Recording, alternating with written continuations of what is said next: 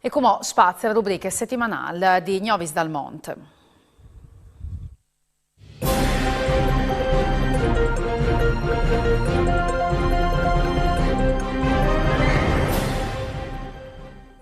E tachin dal Lussemburg, col 40° Festival delle Migrazioni, dalle Sculturis e dalla Cittadinanza, il Focolar Furlan ha partecipato alla convention in la sede di Lux Expo, promovinti il Friuli Venezia Giulia e i sei prodotti che sono l'asvie a colpe. E l'avvenimento ha anche permesso di creare connessioni entre le associazioni, come cui giovani dal Circolo Trentin in Lussemburg. E da Lussemburg si spostì in Australia, dove il Focolar Furlan di Adelaide, con il presidente Maria Baldassi, alla data accetta una delegazione di giovani Furlans, guidata di Francesco Freschi.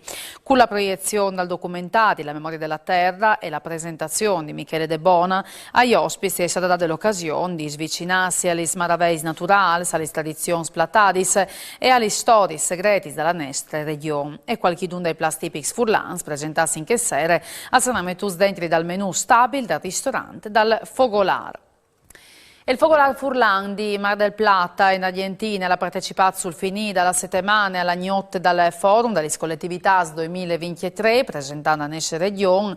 Il Focolar guidato di Gladys Tupin ha portato sulla scena i bai folcloristici dalla tradizione furlana in grazie dal gruppo Sacche Burache.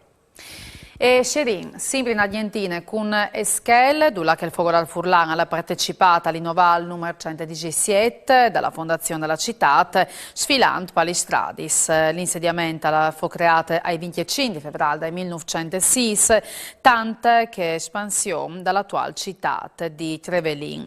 A chiave dal corteo del Focolar, ieri nonne Cleofe Poiana, fondatore del Focolar, che ha 95 anni e in timone vorativa in la vita associativa.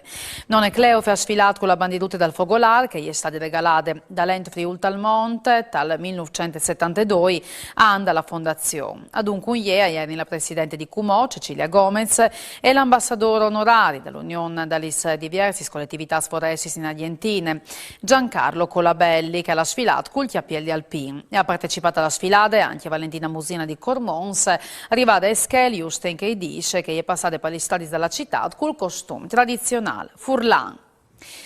E anche per lo signor alle tutte, Gnovi Saltone, domani sera sempre a Snuf, mancul vince. Mandi, buone serate dei Viodisi.